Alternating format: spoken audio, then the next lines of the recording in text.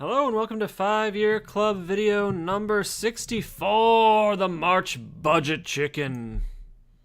Chicken. I prefer chicken. We're going to talk about Maximum Mustache March a little bit later, but not at first.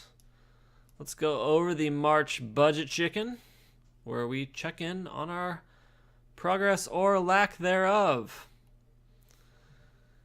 So my savings rate this year, overall, it's about 75%, which is nice. But of course, that is supported by like tax refunds and stuff. Burning Man.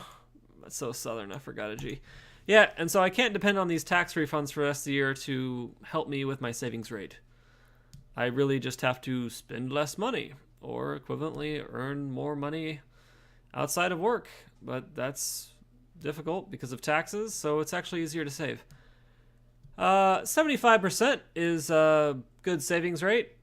I feel fine about that. However, February, I went over my budget goal. My budget goal is to stay within that 3485 minus 1,000, so 2485 limit that a 60K person would need to live on to save $1,000 a month. And I definitely went over for February. I went over about $2,800 because of that Burning Man ticket. So, yeah, I missed my goal. And I don't feel great about that. I really should have budgeted the Burning Man ticket at the beginning of the month, which I totally could have, and earlier.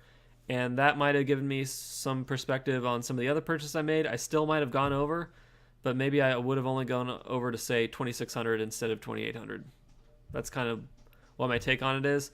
A few hundred of those dollars were eating out with a friend in LA, and don't regret that. You know, I think part of this is like on my deathbed, I asked myself, if I was on my deathbed, would I regret this bit of spending? And if the answer is no, then I'm like, okay, whatever, that's fine. But, I mean, you got to keep it in perspective, right? Because obviously, if you're on your deathbed and you were broke for the past 20 years, then maybe you were like, well, I do kind of regret some of that spending. Who knows, right? It's too far in the future. I did my research for March, and looks like if I act perfectly, I'll have more like an 83% savings rate. I'm not sure if I've ever had an 83% savings rate in a month, so I don't expect any expenses will come up. But if they do, then this could be dropped down to 75, which would still be okay. But I'm going to try to get to 83, and when we do the April budget chicken, I will let you know what happened with March, obviously. So big deal for me. When I did my money, when I got paid on February 28th, I didn't leave any cushion in my bank account. I transferred absolutely everything I could out of it, which means that there is about $12 in padding in my bank account between what I expect to pay in the next 2 weeks for food and shelter and all that stuff, and having $0 in the bank. And I intentionally did this because I was like, I need to feel some pressure. Things are getting a little bit too easy. I missed my my goal for February, so March needs a little bit more pressure. I need to send myself kind of to a financial boot camp for the next 2 weeks and really be forced, because of that bank balance, to pay attention to how much food is costing, how much variable spending is happening. And just like shopping, I cannot do shopping. It's not in the budget, period. It's not in the budget. So if I find myself on Amazon looking at like old techno albums, I have to get the hell off of Amazon because my bank account cannot withstand it. And I've got to build up my thriftiness muscles and learn to enjoy not eating at restaurants and doing things like hiking that are generally pretty cheap and not trading money for pleasure. I've been a little bit flabby recently, and this is my financial workout.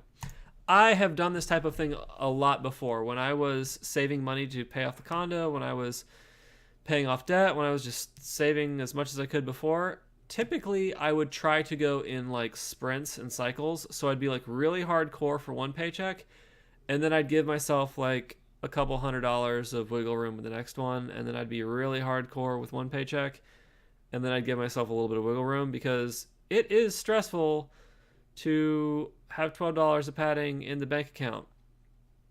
Regardless of whether my brain knows that I could transfer money from somewhere else, and that I've got, high savings rate and that things are going really well, no matter what, I still have that stress. And that stress can be a good thing because that stress can motivate you to do the right behaviors, which for me, I know I have to introduce stress in myself to behave better. But also, obviously, stress has downsides if there's too much of it. And so I think part of introducing this stress into my life by transferring that money out is by having the stress of that bank account balance, I now have to kind of meditate on it and think about it and come up with coping mechanisms for that stress that are not spending money to distract myself. And it's, honestly, it's pretty fascinating at this point that somehow any of this is still stressful. And I mean, it's really not. When you think about it, when you think about people in Detroit or people in Vietnam or people in, I don't know, what's the Papua New Guinea, or just those really more difficult places, this stuff's easy. $12 is a lot of money. I can probably eat on 2 days on $12 if I was actually creative with it. But that's the point. I got to be creative with it. All right, and no big expenses, so I should be able to do well in March and April, but probably some travel tickets I need to purchase ahead of time so they don't go up in price too much.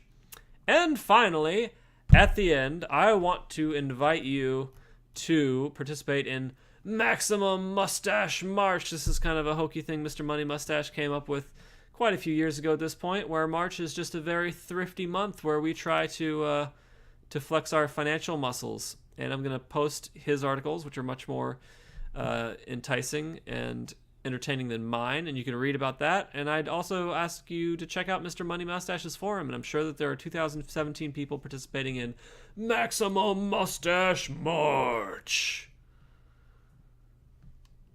And to do that, you'll need to write down a budget, transfer a bunch of money into savings now, so you are forced to participate at maximum mustache levels. And then start working out those thrift muscles. And we can get thrift swole. We can get THWOLL. THWOLL. All right, that's it for video number 64. Have a fabulous evening.